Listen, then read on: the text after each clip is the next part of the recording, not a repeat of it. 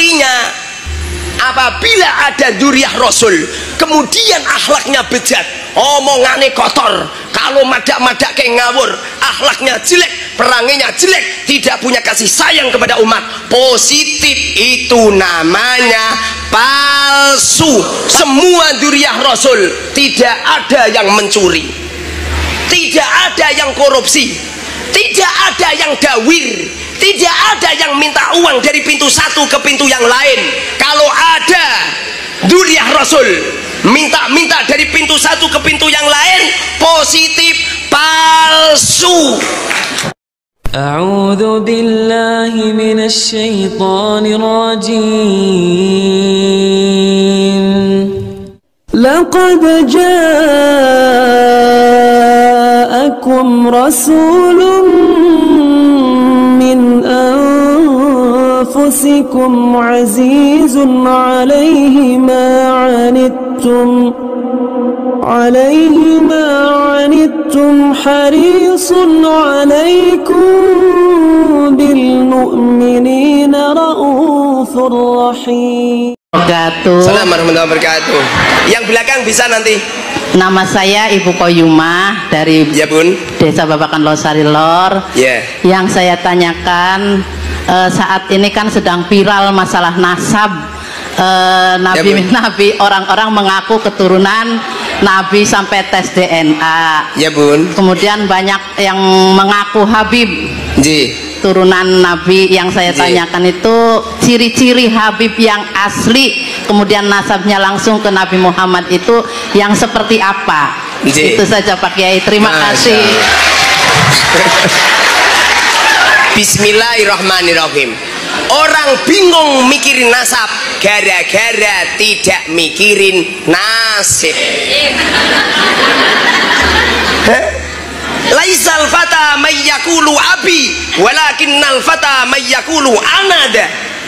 Yang dinamakan pemuda yang benar-benar pemuda, yang tidak pernah mengandalkan ayahnya, kakeknya, buyutnya, cangganya, udek-udek siwurnya, enggak.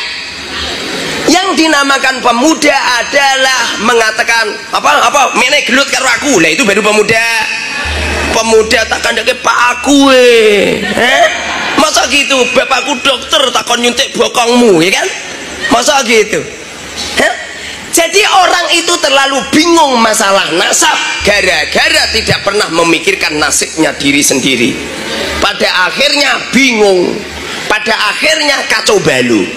Sesungguhnya dzurriyyah Rasul, semua dzurriyyah Rasul yang pernah disabdakan oleh Rasulullah, beliau mengatakan, seumpama Fatimah mencuri, kupotong tangannya. Itu bukti bahwasanya semua dzurriyyah Rasul tidak ada yang mencuri, tidak ada yang korupsi, tidak ada yang dawir, tidak ada yang minta uang dari pintu satu ke pintu yang lain. Kalau ada dzurriyyah Rasul minta-minta dari pintu satu ke pintu yang lain, positif, palsu. Jangan diberi palsu, Pak Dokter, palsu. Nggak mungkin.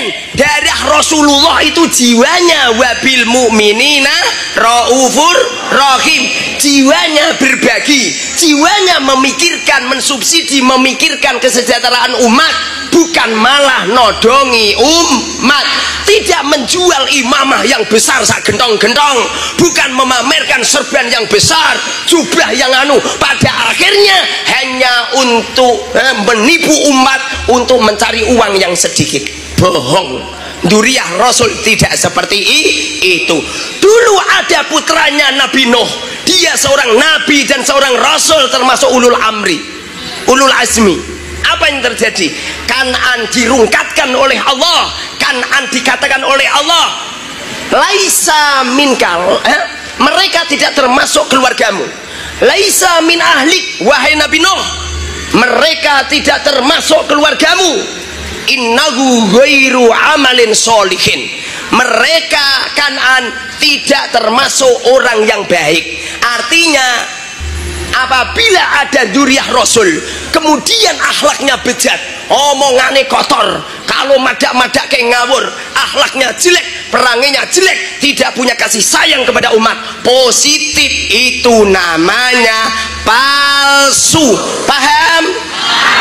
Cara untuk meneliti seperti itu bun, sampai nggak usah ketipu dengan imamah Mahabharata lah, imamahan ya enggak. Pernah nonton Mahabharata? Abu Jahal, Abu Lahab juga imamahan, Fir'aun juga imamahan. Kalau masalah serban itu loh, abang tukang jual bakso ilik serbanan. Kamu itu kalau masalah jubahan, emak-emak itu kalau masak Pak Dokter, alah jubahan kabeh. Jubah apa dasar? Lah yuk, kalau masalah tongkatan, malampir nini pelet tongkatan semua kan. Kalau masalah tasbih, lah itu konghucu itu ya, semuanya pakai tasbih. Bahkan di rumah saya ada tasbih besar untuk hiasan rumah. Makanya jangan ketipu. Akhir zaman semakin dekat dengan yaumil kiamat, bermunculan dzurriyyah palsu. Rasulullah mengatakan mereka itu tidak keluargaku, mereka itu tidak keluargaku, mereka itu hanya untuk menipu umat, untuk mencari uang yang sedikit dengan memperbaiki casing-casing dohir, untuk mencari uang yang sedikit. Pada akhirnya umat menjadi makanan empuk. Apalagi bulan Maulid Nabi ini mereka datang ke majlis satu ke majlis yang lain hanya untuk mencari jadwal ceramah.